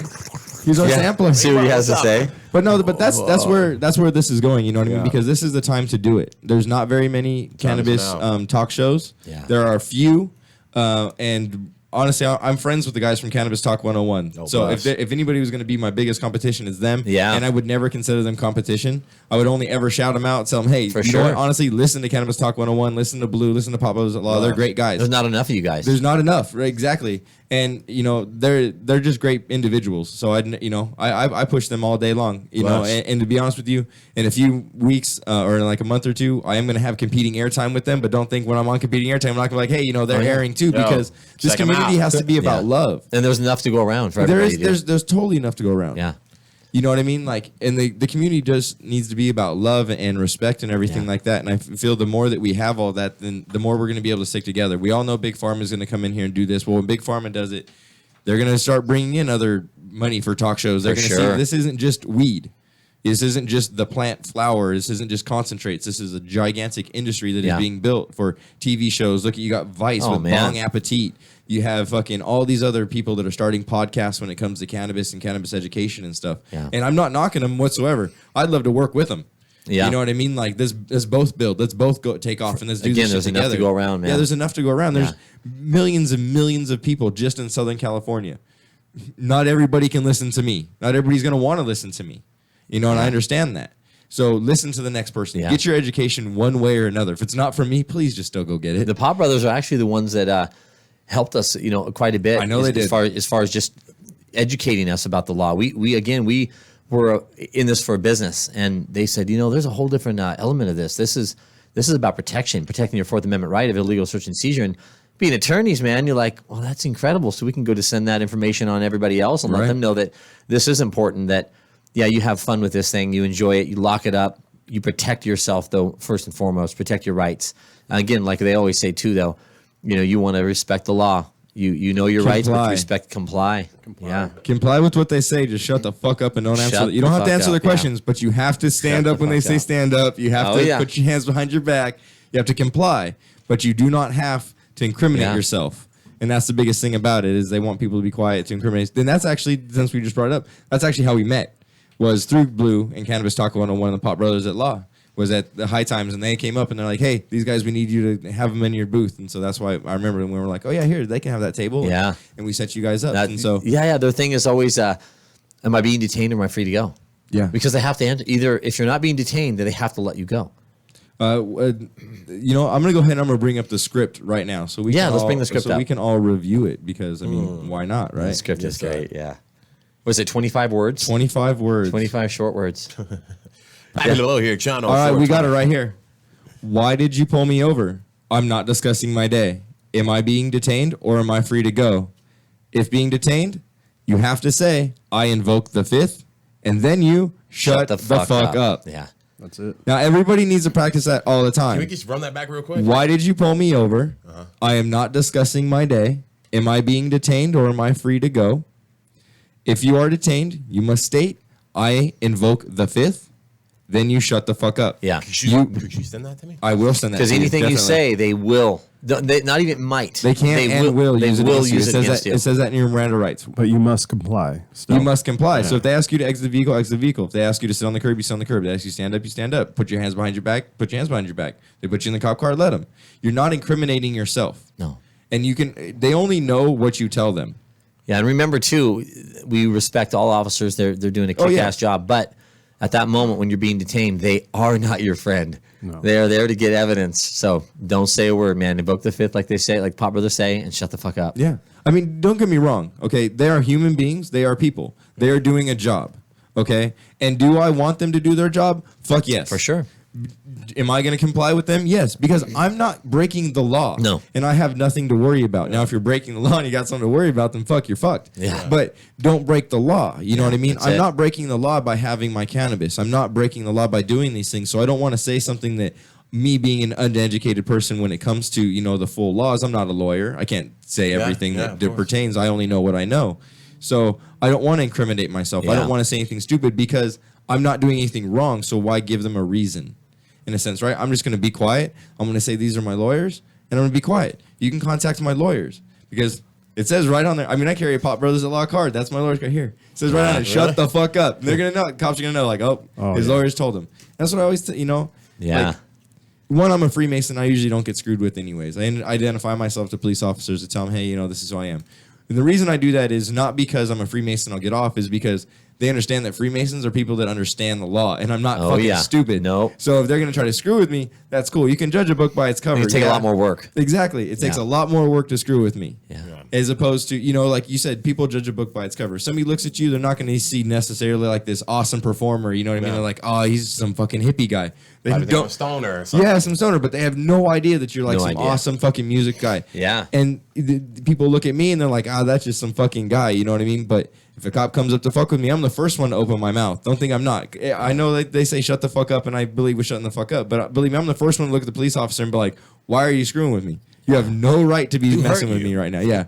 Like you know, this isn't right. So yeah, I wanted to you know, Blue is What's wrong with you? Blue is actually the reason why we ended up going to that Montel Williams after party. It was an LA cannabis show for business, and it was a really bitchin' event. But after that, we kind of cut off, and Montel, after he was on Cannabis Talk 101, just talking about his advocacy. A lot of people don't even know that he's had MS for 20 years because he looks so great, dude. He was smoking weed during his TV show. A lot of people don't know that. He has his own pen. Yeah. He has his own line. So when you went to his after party, it was on top of this hotel in downtown LA.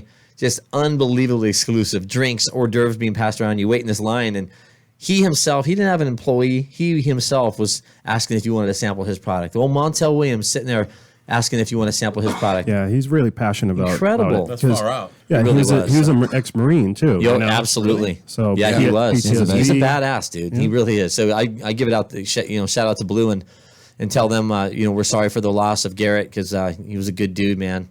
Really good dude. Yeah. That's a shame that happened. But life is life, and unfortunately, people make their own decisions. Yeah. And now everybody else has to live with it. One of the greatest gifts, man. Free will. It is. You do have a choice. It is. You do have a choice, and he made his. But rest in peace, and Absolutely. My prayers and my thoughts go out to his family and friends. who? Garrett from Cannabis Talk 101. Bless. Yeah, Okay. he is no longer with us. Yeah.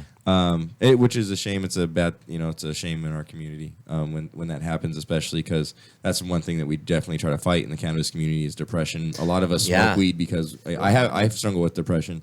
I don't know if that's what he had, but like a lot of people do. And so if you're feeling like you want to do something that's not right or you want to take your own life, there's a lot of people out there to reach out to. There's hotlines, especially if you're a vet.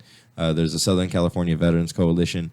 I know that they'll definitely help people out, and it's something that needs to be looked at. Cause, Thanks for shouting out the veterans. My brother's a veteran, and it's one of his biggest passions is to help them. Everybody needs help that are feeling that, but the ones that are the veterans that are homeless and the veterans that are depressed, it's like we forget about these people, man. And they fought for our country. They fought for the very freedom we have. So if you wanted to down somebody, you tell them. You love them. Well, you give them a good advice or something.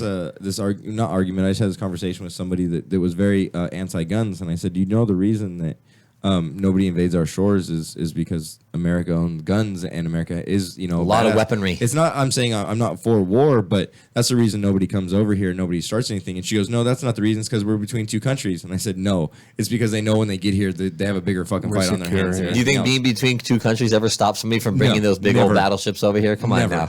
Right, or surface to air missiles. Right, exactly. So, and it's because we're protected by guns, and we're protected by those vets that go out there all the time. Absolutely. And I think it's wrong that they come back and they're not taken care of, and they do need to be taken care of. Yeah. Whether you agree with why they were over there or not, you get to walk around and talk shit because of what they did. Absolutely. The very freedoms we have. That's right. And, whether you, like I said, whether you agree with what they were doing or not, because and that's the beautiful part about this country is that you can disagree. Yeah. You can get up and say, no, I don't agree with it. Well, that's cool. But just know that if he puts his gun down, somebody else is going to have to pick the fuck up. Yeah. And, that's just how it is. Kids in other countries are being taught how to assemble weapons in their fucking, when they're, 10, 11, and 12. As a rite of passage, as a second nature. Exactly. You know what I mean? And so, but we don't have to learn that. We don't have to go through that in this country. We get to, in a sense, we get to live in our box. And that, in our normalcy of being Americans and never having to deal with it. And, it's because cool. of that. Because of that. Yeah. And I think the vets need to be a lot more taken care of and shouted out because of it. Bless. Just to piggyback off of that, kids been handed guns and stuff at such a young age. Shepherds of Aloha, the series that me and my buddy Jordan came up with, trying to make it a Netflix series. Outside of us just documenting how people come together and how we bring people together with musical alchemy and musical medicine and documenting it, I also want to get like a lot of different instruments and hand them to these children. This is one of the reasons why we're on a world tour right now. Also to bring awareness to cure CRPS, which is it's a really complex regional pain syndrome. Yeah. And it's a suicide disease where people just have so much pain that they literally want to take their own lives. Yeah. And it's terrible. Yeah, it's a friend of mine, Heather. She saw one of my videos on Facebook, and she's like, "Man, just your essence and the way you play and the way you sing, you make me want to exist more." Of course, that's always heavy for me to receive something like that, and it made my heart really happy that I could, affect her in that way. So that's one of the reasons why we're also on a world tour right now, but also to bring take those guns out of these kids' hands and like put an instrument in them. You know what I'm saying? Because they might like, man, I've been playing guitar for a minute or something like that, but like I gave it up and because nobody would receive me or nobody knew anything about it, and nobody wanted to know anything about me having this gift. So I just picked back up a gun. I'm like, nah, man, fuck all that noise. So we put instruments in these kids' hands. Hey, man, let's get you a show. Let's document that. You know what I'm saying? Let's put you on stage so people can celebrate you. So people can receive your musical medicine. You know what I'm saying? Let's give you another outlet outside of a fucking trigger. You feel me? No, I completely agree with that because I think music should be brought to that thing. I think that you should be taught guns and things at a certain age when you're old enough to realize what's going on. Not you shouldn't be playing with guns when you're a kid. I think you should be playing music and expanding your mind at that point because guns are cool. They're for recreation. I have some. I like going out and shooting and whatnot, but at the same point, that's not who I am. I'm not a killer. I'm not somebody who shoots, and it's a sad thing because that's all these little kids are seeing. Hurts my heart. Yeah. Is this gangster and being cool because they got guns and all this kind of BS. But the thing I mainly see too when I'm watching rap videos is like the mishandling of guns. Oh man, they're pointing There's no etiquette. There's no etiquette. Sideways. And that's the thing. Like That's the proper thing is that kids need to get taught the proper ways to do things. You know what I mean? I'm okay with a 10-year-old shooting, but I'm okay with a 10-year-old shooting the correct way under supervised with their fucking, knowing their shit, knowing that gun is very, very dangerous and everything. Shooting very young, not glorified at all. Yeah, these kids, they need their energy channeled and redirected because, I was just talking to my nephew and he's just saying, it's just time, the fact that they have excess time after it's graduation season now, so all these kids are following each other and hanging out and school until 2:30. Yeah. Parents don't come until 6. They got 3.5 hours to do what they want. They just know. He said, I hate that I have all this time because it can get me into trouble. And all the after school programs they used to have, man, they're going away. They canceled all that stuff, man, and that's really bad. School was my Mexico, man. Like playing tennis and stuff like that after school and. All run there and have fun. Yeah, sports, man. Yeah, I always played sports, and through high school, I always played. I was either in water polo, swim, or wrestling. You know what I mean? So I was always doing something. Yeah. And it kept me out of trouble, and then no, I'm sorry, it didn't. But I still got in trouble. It attempted to keep me out of trouble. To get me in trouble, but I was still a kid. You know what I mean? I didn't get in as much trouble as I saw some other fools getting into. Because I knew that I didn't want to do that because I was like, I can get in this much trouble because that doesn't affect me playing and all that kind of stuff. Yeah. But if I get in that much trouble, I don't get to play. Yeah. And I like playing water polo. I got to hit people. I loved it. Oh, yeah. Dunk Like, them a little bit. Oh, dunk them? Fuck that. I'd swim right up to them and start boxing them. I was a violent motherfucker. Because you can't see under what's underneath the way. You kick a fool in the stomach. I was not put in the pool to score a goal. My coach would see somebody scoring a bunch of goals and be like, hey, Shay, go cover that guy. Okay, cool. Remember that one guy that bullied the fuck out of you up in third period? Yeah. You go out there and water polo, man. Yeah, exactly. No, man, one day I remember the baseball players were talking shit like, water polo, yada, yada. And the fucking coach looked up and said, you want to play the JV girls? Wow. They were like, nah, fuck that. Yeah, whatever. They got to pull them girls. Fuck them up. And I was like, we looked at them afterwards and we're like, hey, dude, we don't even play the girls. Yeah. They're fucking mean. Dude, girls wear two suits. Girls wear two suits because the first one generally gets ripped the fuck off. No way. Yeah, dude, girls are fucking mean in water polo. You do not want to get in the pool with a girl water polo player. She will fuck you up. That's crazy. Yeah, I've heard some shenanigans going on underneath that water. Oh, dude. Dude, senior year, you could have walked up and kicked me in the nuts. I would have looked at you and laughed. because I'd been kicked in the nuts so many times. And you just got to keep playing. It didn't, yeah, and it didn't even affect me. Now it affects me because I don't have a tolerance. And people are like, water slows it down, though. Okay, no, it doesn't. No, you deliver a kick, it still hurts. And my best part was I used to grab onto people's ankles when they were swimming away from me, and pull myself up the pool. Oh, yeah. I think like 4 strokes of the whole pool. I just grabbed onto somebody. Yeah. I was an asshole. Yeah, whole rock cruising. That's great. All right, but we do have to get off the air at 7:03. We went a little bit over because we started a little bit late. But I would love to thank my guests, and 420 is coming, and Trill LeBeau. Tell them how they can get it. They can get it $5 off for just mentioning Cannabis Couch. Oh, yeah. Oh, okay, yeah. So if you go to 420iscoming.com, the Cannabis Couch has their own discount code. You get $5 off if you enter the Cannabis Couch. CANNACOUCH, Cannabis Couch, and that's your coupon discount code. And it'll make this. Right now they're going for 30. We used to sell them for 60. We took it down to 40, and that'll be 35 just for saying Cannabis Couch.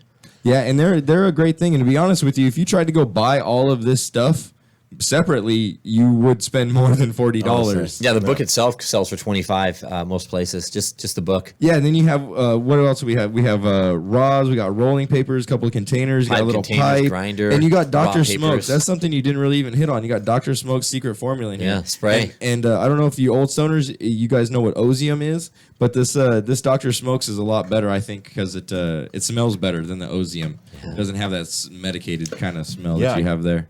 My band Cosmic Trinity, that's going to be a part of our merch packet. Yeah. Yeah, he's gonna when he goes on these tours and he's doing these festivals, he's gonna have this as his merchandise as well. So if you go to the website, and you put in just Pappy, PAPPY, and you get the same discount if you're at a festival or you want to go online. Either way. Yeah, you got Cannabis Couch or Pappy. Either one you use gets you guys a discount and gets you an awesome 420 book sent to your house. I mean, guys, this is an amazing product. Just go on there and check it out. I love it, to be honest. If we're at an event too, and someone comes up and drops your name too, we'll give them the same discount. Oh, see, there you go. You don't even have to use it there. Yeah. And what's the next event you guys are going to go? Do you guys have one planned? You know what? Right now we're just kind of putting everything together. We know that Kaboo's coming up, so we always go. We kind of go nomad when we go to Kaboo, though. We just take a backpack and go in there and just kind of do go it. rogue. Yeah, we'll just take packs with us in there and just go meet people because we notice at a lot of these events you're everyone stays behind their desk or their table and they never move. We go out and we talk to everybody. That's what we did at the San Bernardino. Right. Which one was Cannabis that? Couch? High Times. High Times. Yeah, we just went and we met everybody there. Well, check it out. Are you guys going to Kushstock? We're not really sure. You guys should go to Kushstock. I'm just telling you. I'll have a little booth. I'll be kind of piggybacking off of General Hydroponics. Okay. Or not General, I'm sorry, off of Cheapest Hydroponics. Yeah, give me the info on that. And, come in and we're going to have a whole little setup with cameras and we're going to do little interviews and stuff there. Oh, so yeah. I want to have you guys on that'd the be couch. great, man. Yeah, it's going to be a blast, dude. Where's that at? It's going to be at the NOS Center. Kushstock 4, I believe it is, at the NOS Center. I don't have the exact date in front of me, so I don't want to. 4, I love that. I don't want to do anything, but it's free general admission for the public. Everybody can go in and have a good old time. It's thrown by Dr. K and Vader, a couple of really good guys. I'm going to get those guys. I'm going to interview them and just put it out there more why they're doing Kushstocks and things. They're projecting more than 30,000 people. That's for incredible. This next one. Yeah, just count us in, man. Yeah, so definitely, I'll count you guys in, and I'll get you guys to that one. All right, thank you guys. Fun. Thank you so much for having us on, guys. We appreciate it. Oh, no problem. Thank you for coming. Thanks. Thank you for coming. Thank you for bringing, your buddy, bro. And fuck. I knew Trill would fit. Trill fits in everywhere, but I knew he'd fit in here. I just knew he had to be a part of it. So. Yeah, definitely. Trill LeBeau, bro. Thank you very much for coming, and you blessed us with your presence today, and blessed us with an amazing performance right here, bro. Like I was taken back, bro. Thank you very much, and I'm very much looking forward to working with you in the future. We're gonna have a lot of fun. Oh yeah. I got two. Frank's also one of my videographers too. Yeah. So, what's up? So we're gonna talk. Yeah, dude. I got 2 video guys. You got a video guy. Shit, we can get a whole fucking little crew. Hell yeah. Let's link it up. That's what's up. Collaboration station. Yeah. Well, this is the Cannabis Couch. I am Shay C. This is on Kaotic Radio. I want to thank everybody for coming and fucking hanging out with us for a couple hours and just taking some time out of your day and smoking some weed with us. Have a great weekend every day. That's right. We are brought to you by Cheapest Hydroponics, located in Riverside, California. Why don't you guys check them out at Cheapest Hydro on Instagram and cheapesthydro.com. Have a great day, everybody. Thank you. Right there,